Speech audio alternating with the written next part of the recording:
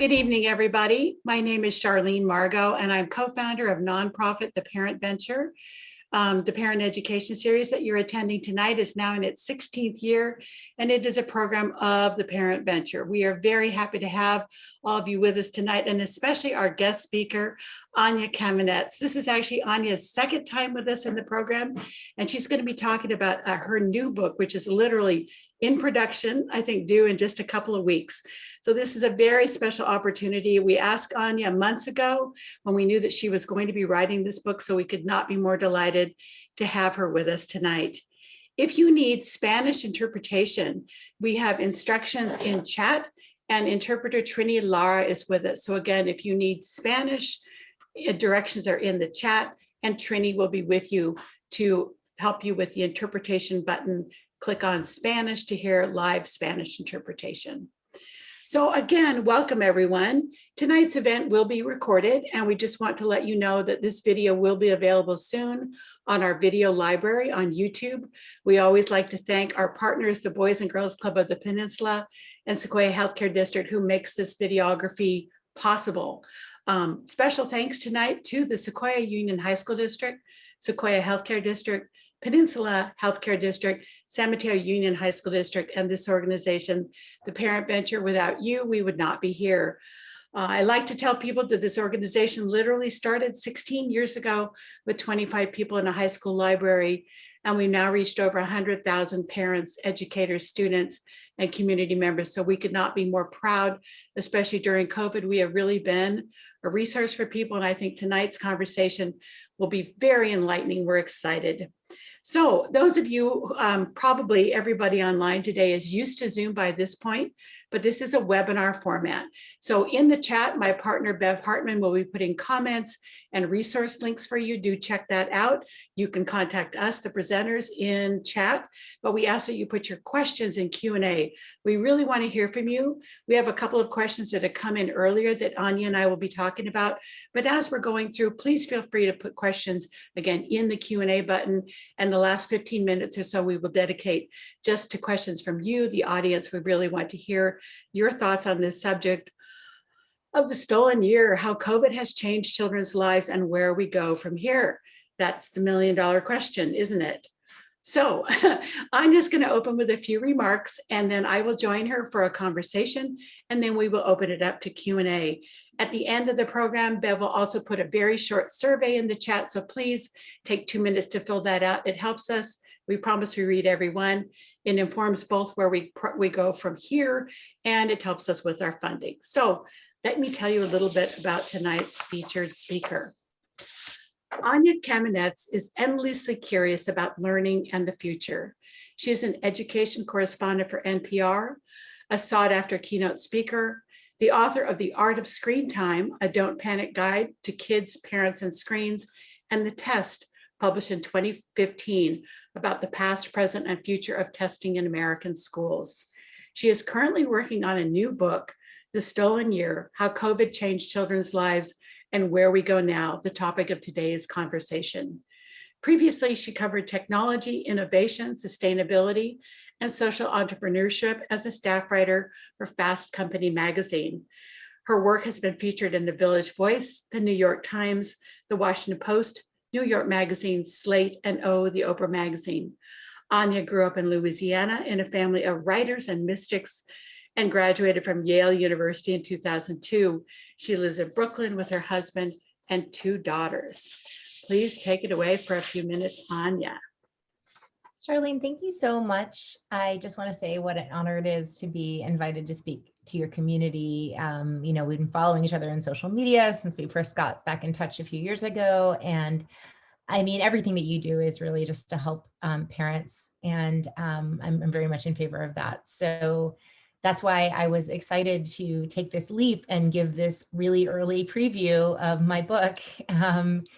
It may not be the smartest thing from a marketing perspective, but I thought it would really be helpful actually to get to talk to a group of interested parents, as I am literally writing the conclusion to the book right now and trying to sum up what's happened, some of what's happened in the last month or so since school really got started, since we announced the, the Pfizer data for the children's vaccine is coming. And then as the fate of the of Biden's sort of childhood caregiver package is hanging literally in the balance right now, there's just so much going on. And I'm here to listen to you all as well as talk. Really, I mean that. If you want to put stuff in the chat, if you want to hit me up on my website or on Twitter after this, I'm just really eager to hear how this is landing with people and the kinds of questions that you want to hear answered.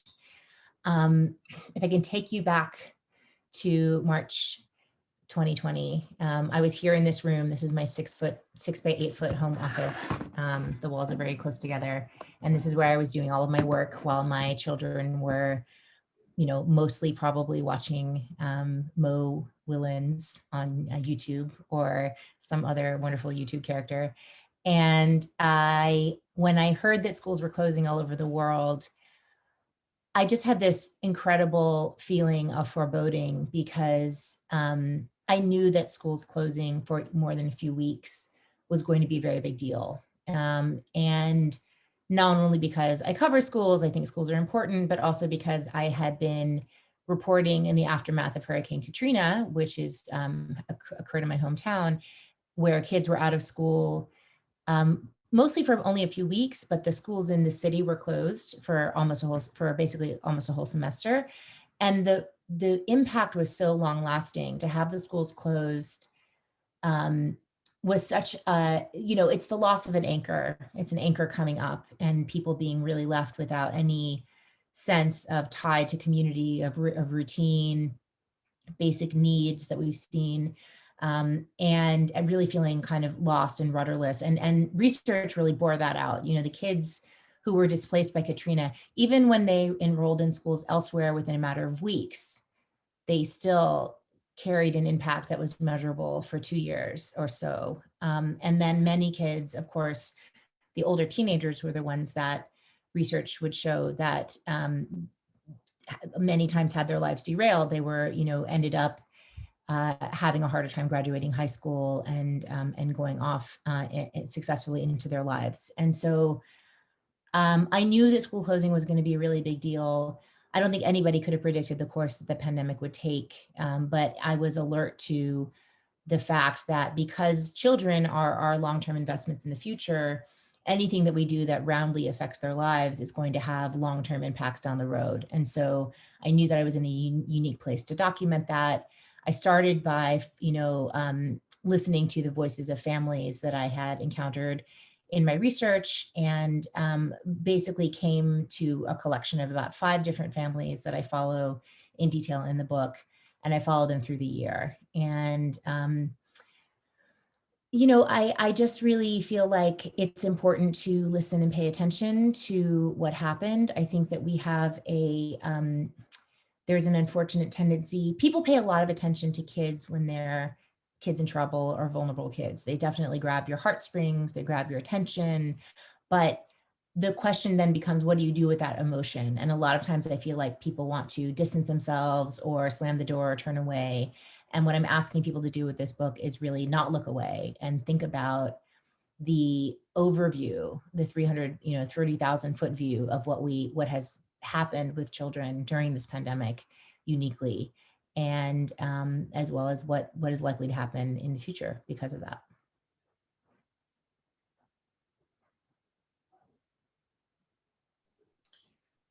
Well, that's enough to get us really excited to read your book. Anya, when is it actually going to be available for sale, do you think?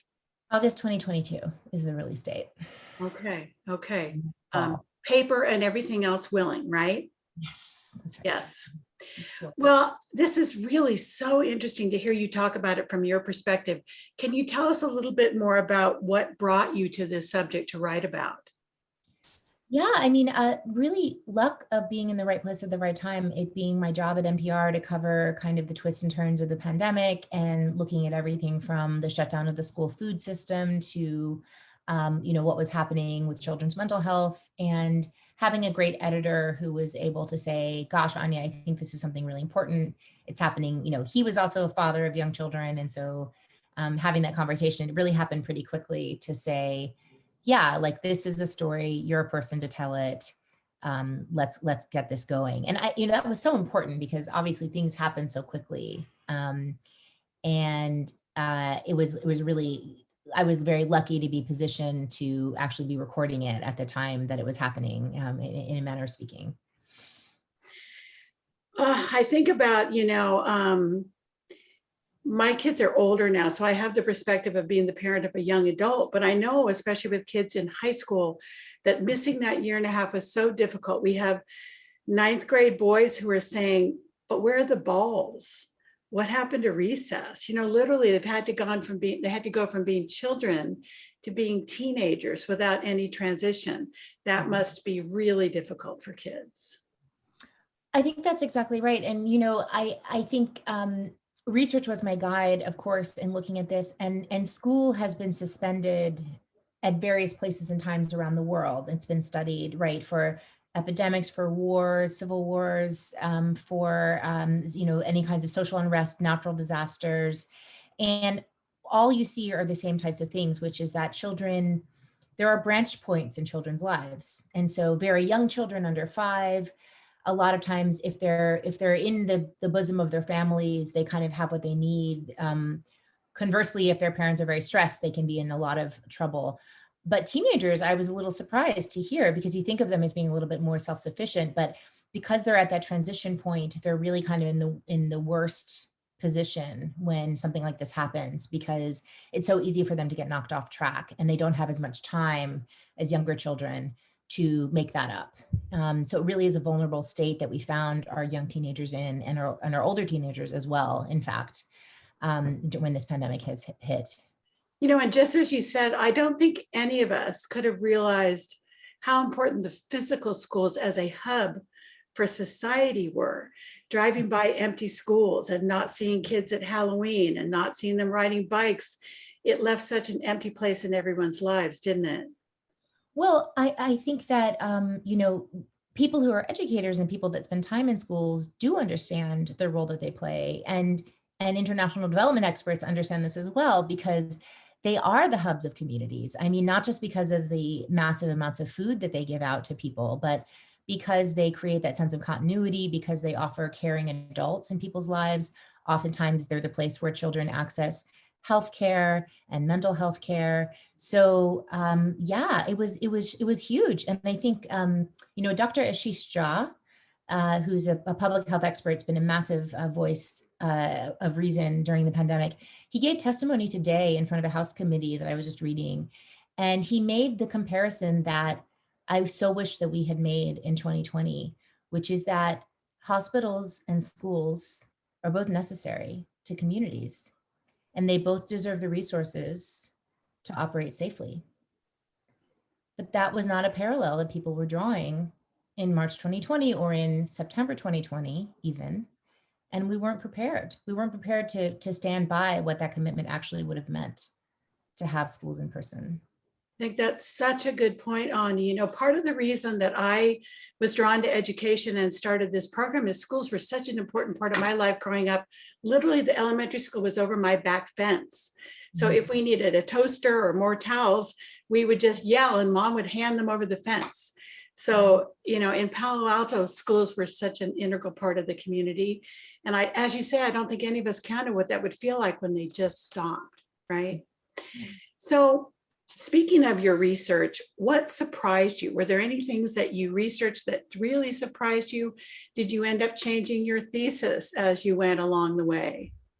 That's really interesting. So one that we needed time and data to prove out. Actually, I'll give 2 quick ones. So one is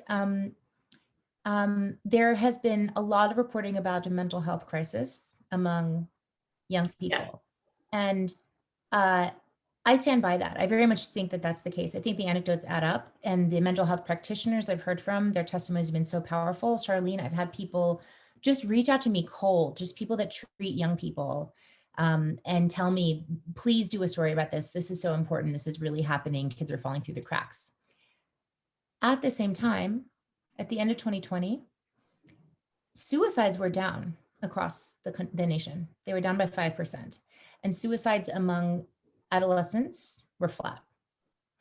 And so we're caught in this paradox. This is not what we expected. We saw hospital admissions going up. We saw suicidality going up, seeking mental health.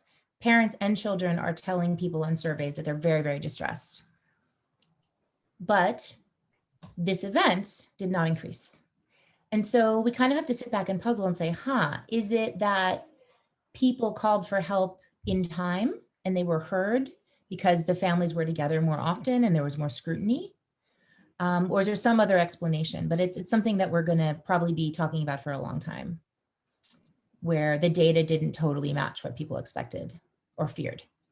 It's really interesting, isn't it? Because I remember reading that research too through the COVID pandemic, and it was like what we expected seemed like it was going to happen, and then it just didn't happen, right? Yeah. That would be very interesting. Well, your book has a provocative title, at least the first half of it. Can you tell us more about what you mean by the stolen year? That is, what was stolen and from whom? I mean, this is going to be something that probably will be a little controversial. I started out talking about the lost year, and I wrote a proposal called The Lost Year, and we have heard people call it that. But I got some really thoughtful pushback from people, especially those who are really concerned with equity, to say that we shouldn't really focus on the damage that children have suffered or something that makes them feel less than or positions them as being behind. So I said, well, maybe it's better to kind of turn it around and say, adults made decisions that affected children. And, they did that sometimes with imperfect information, and sometimes with misplaced care and concern, and sometimes with indifference and a lack of consideration. But because of adult decisions, children did not have access to the resources or the experiences that they needed for their flourishing over this last year and a half. And that was different in the United States than it was in many of our peer countries, both because of the peer countries like in the Asia Pacific area that just controlled the pandemic and were able to resume life as usual. But even in European countries that were hit very hard at times, there was a clear pattern of prioritizing children, prioritizing schools and families that we didn't see here in the United States. And so that's why I look at it as stolen, because we're the ones who made decisions about this. Adults were the ones making the decisions. And so it also says that we have to give something back. However you feel about school closures or how long they lasted, we know that our children deserve something back. They deserve compensatory services. They deserve recompense. And so that notion of stolen means it should be returned. It's not going to be lost forever. Such an interesting point. So, Anya, let me ask you, when we last talked, it was around the time that The Art of Screen Time was published. And you mentioned then that you really met some very interesting people in the course of your research. For example, I continued to tell everyone your story about talking to the folks from the American Academy of Pediatrics, and that literally they just came up with that rule about no screen time under 2. It wasn't research, and people were like, oh, that can't be true. And I said, I think it is true. So what did you find this time in talking to interesting people that was surprising or just caught your interest? Oh gosh, I mean, I will say that there are some recurring characters, both from the test and Art of Screen Time, and one of them is Dr. Dimitri Christakis, who's also from the American Academy of Pediatrics. And I mean, he's been a very strong voice, kind of talking about that, there were risks to children for closing schools and risks to children from opening schools, and we need to balance both sides of the ledger on risk.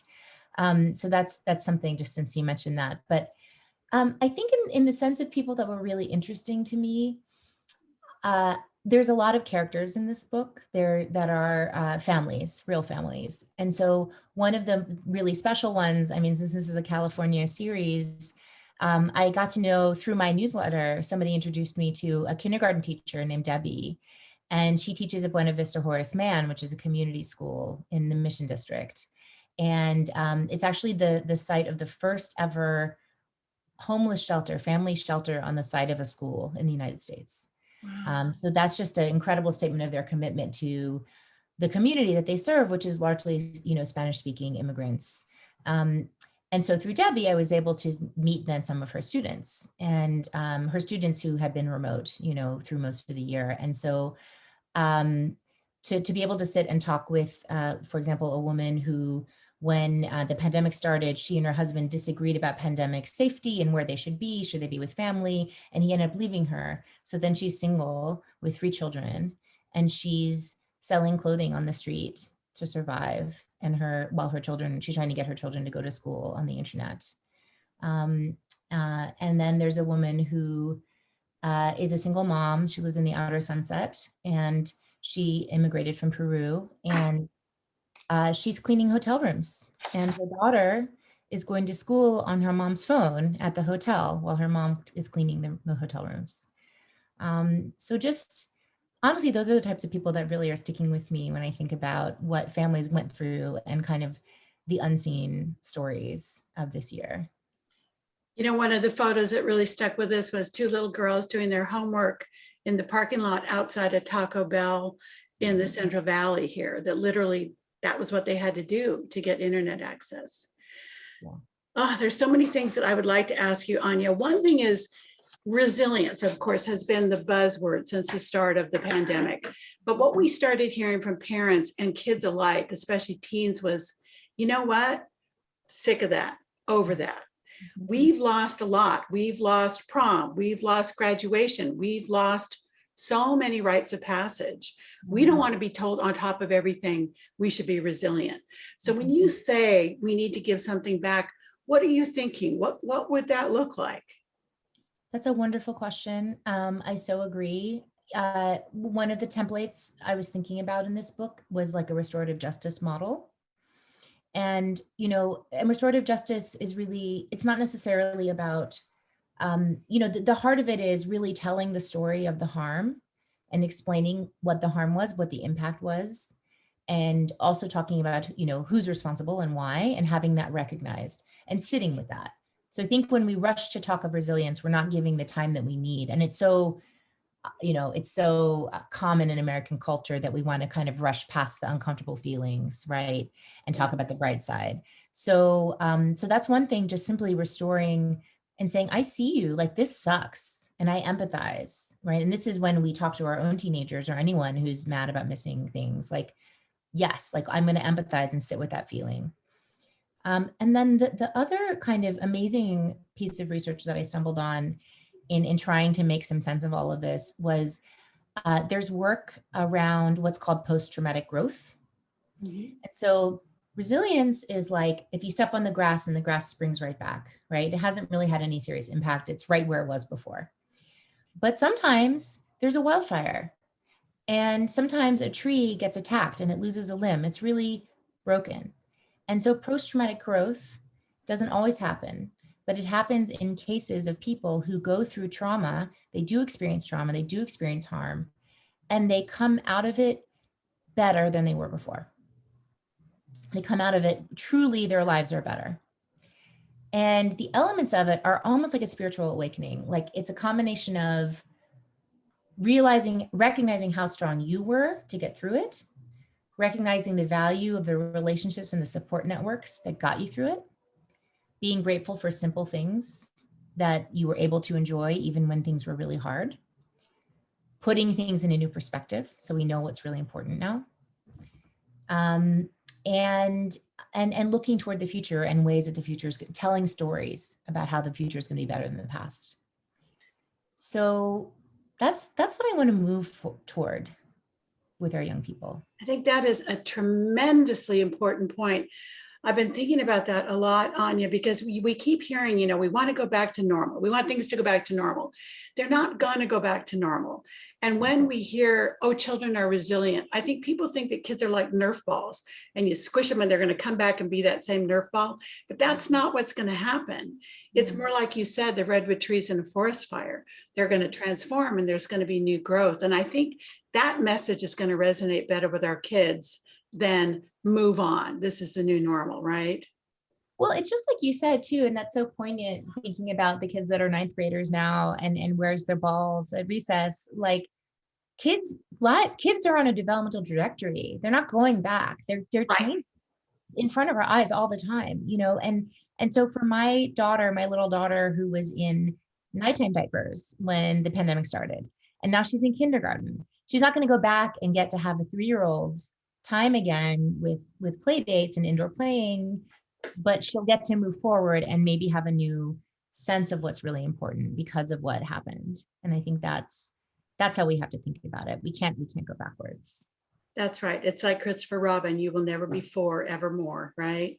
I know, it's kind of sad though, isn't it? It's hard on parents. It's hard on parents. And I think it's hard on, particularly, there's been a paradigm of parenting in privileged communities that is really about perfecting your child and perfecting your parenting and kind of controlling every little part of it. And, people talk about helicopter parenting or intensive mothering, concerted cultivation. One thing about this was we lost control, and we had to admit that we lost control. Yeah. And, so I think there are some situations where there was a silver lining to that, because children that had maybe been overparented before, their parents were not able to keep doing that overparenting. It just wasn't feasible anymore. Yeah. So Anya, again, back to sort of the silver lining. As a parent, what did you feel that your own children gained or lost from the pandemic? Were there some silver linings for your family? You were a busy professional.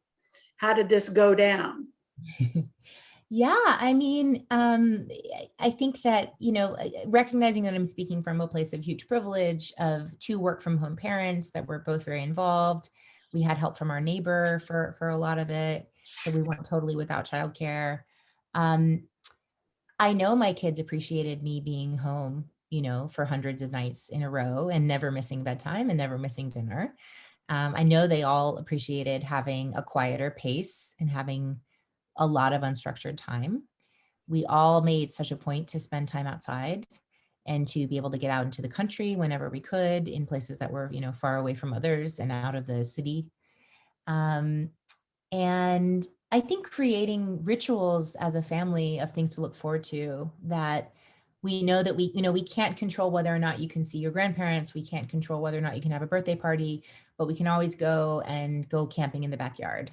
There are things that we can create and make happen. So yeah, I mean, my kids both got interested in cooking and, playing together more than they ever had. They're almost 5 years apart. So that was kind of major for us. And I think, there'll be moments that I really look back on with a lot of sweetness from this time, for sure. I think that's lovely. More family rituals and more family time. The teenagers and their parents had a slightly different situation where sometimes it was too much togetherness. But I do think what we've heard is that the teens really valued taking the edge off of the pace. Less extracurriculars, couldn't do it. More sleep, that was a big benefit. Getting to control their homework, having more flexibility in their schedule. So I think those are things, as Dr. Denise Pope says, co-founder at Channel Success, we don't want to go back to the old normal for all things. There's some of this we really want to retain.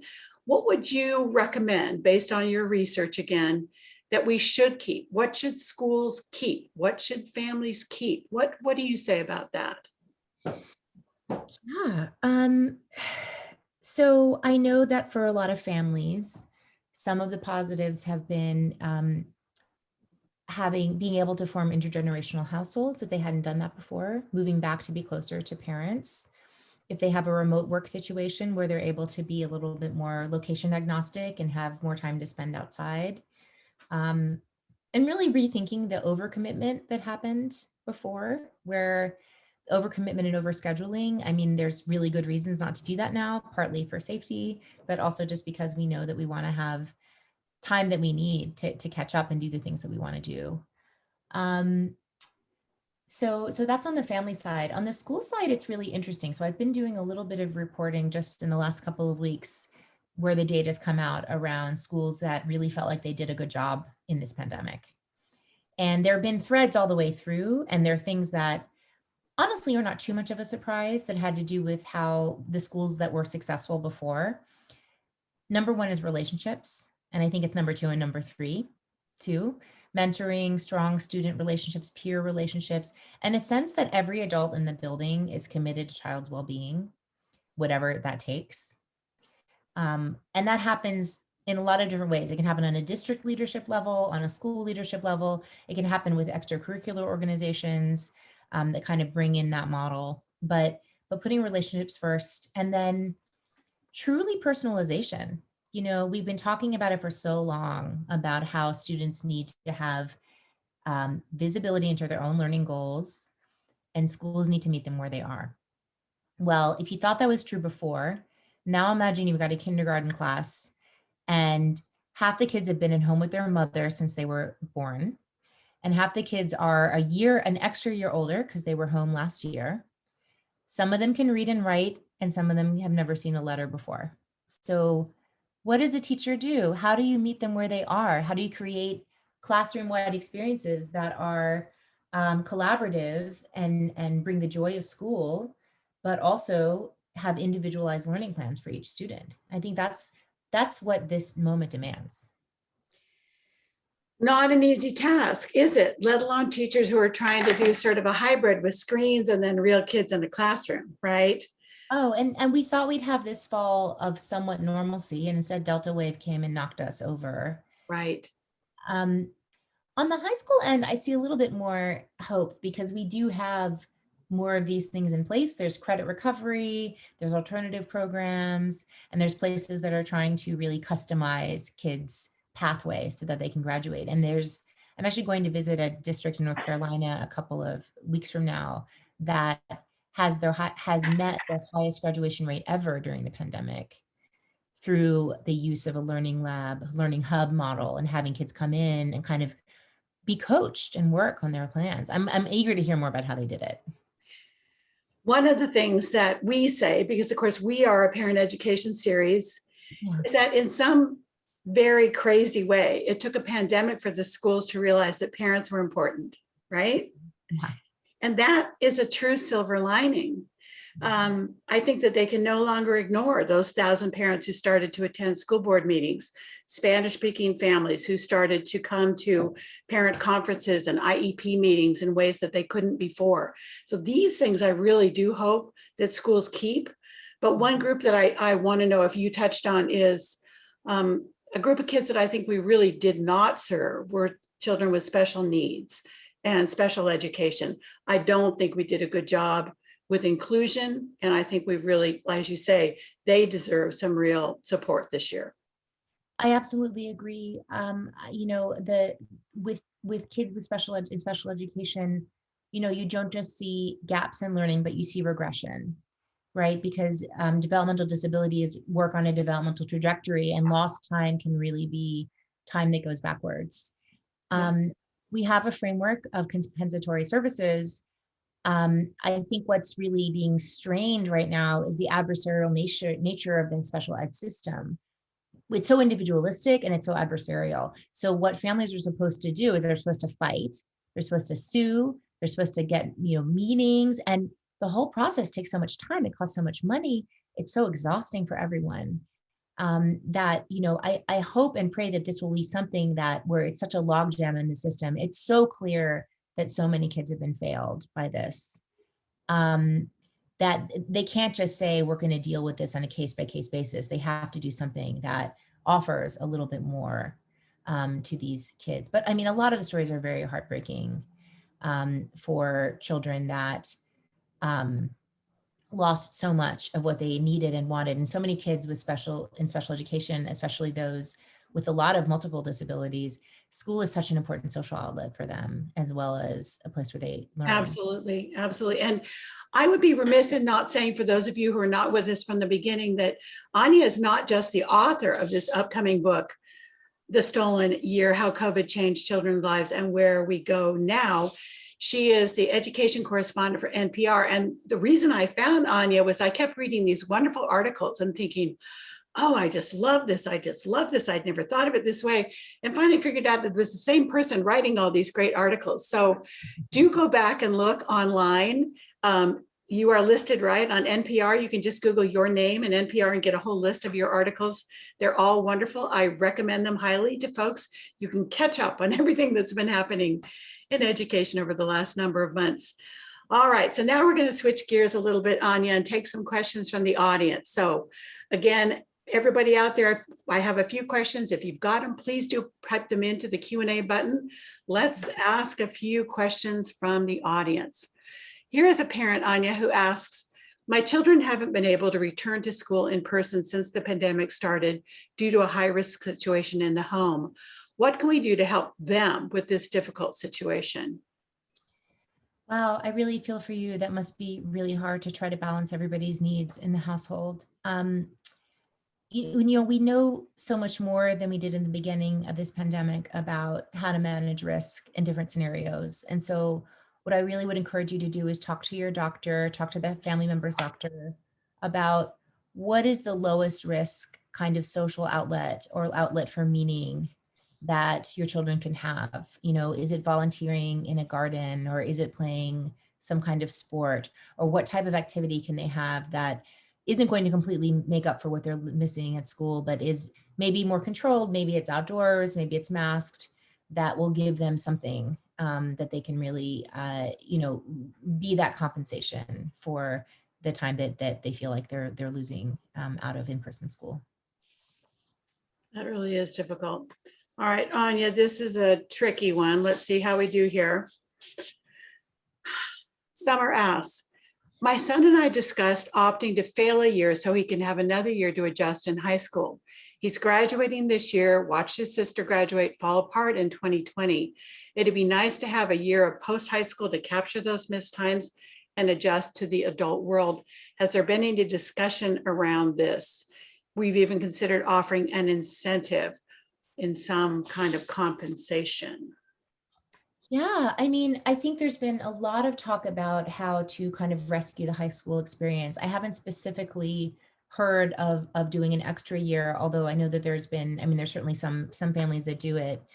I think that it's, if the idea is kind of adjusting more to high school and the high school experience, yeah, I'm curious about what might be done in a gap year situation. If there's something that could be service, or if there's another school that could be attended someplace else, or, taking community college courses and kind of easing in that way.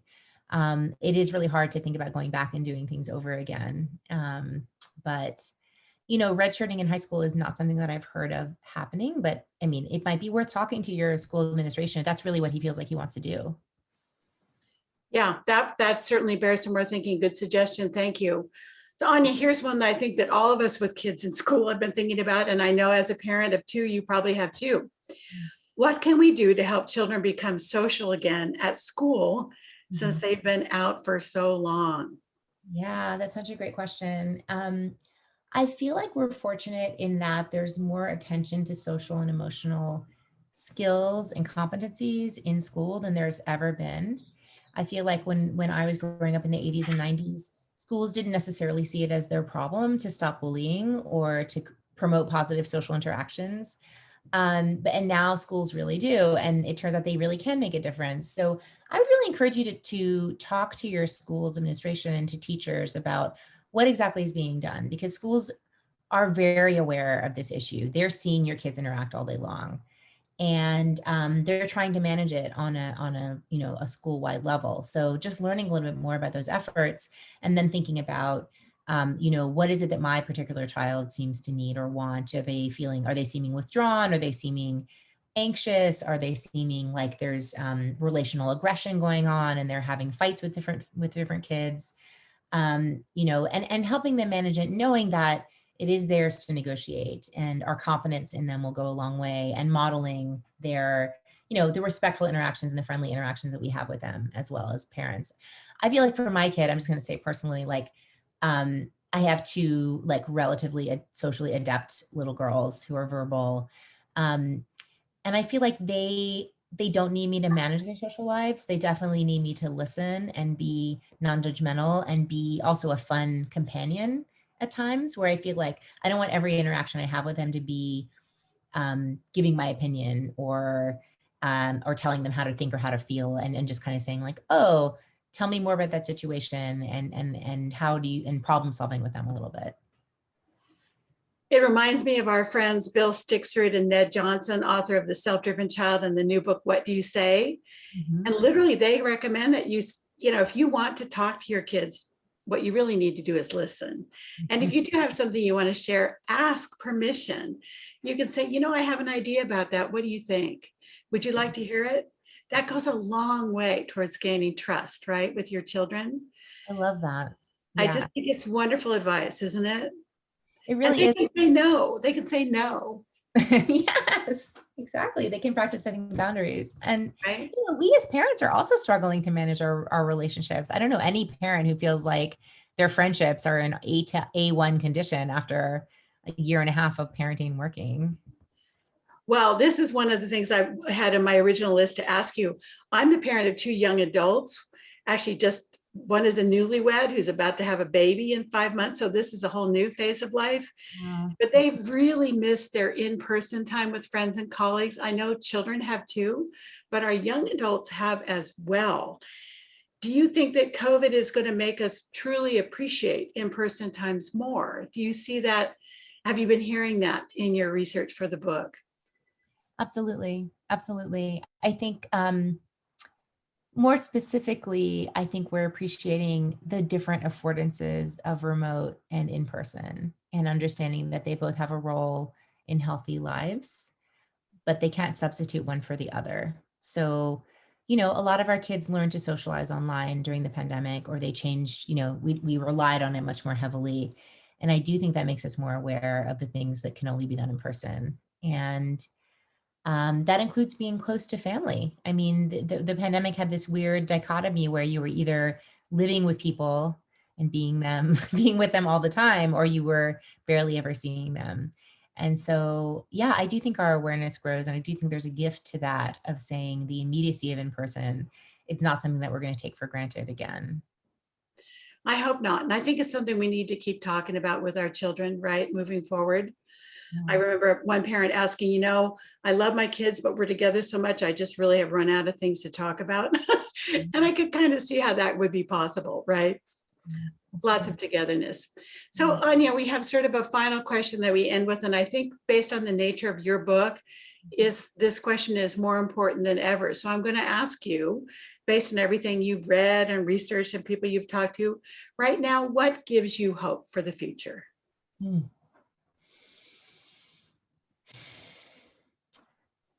I think what gives me energy and inspiration is the work that I'm seeing, the care and the love that so many people are bringing to trying to make children's lives better for the future right now. And people that they've been through so much and they're not giving up. They still understand the mission and they're still committed to that mission. And that's educators, it's caregivers and parents. That this was an incredible stress test for our society, our economy, our political world, and for families. And one thing that I, as a mother, felt like I had as an advantage over folks that didn't happen to be raising children during this time is I knew every day what was most important. I knew why I was getting up in the morning.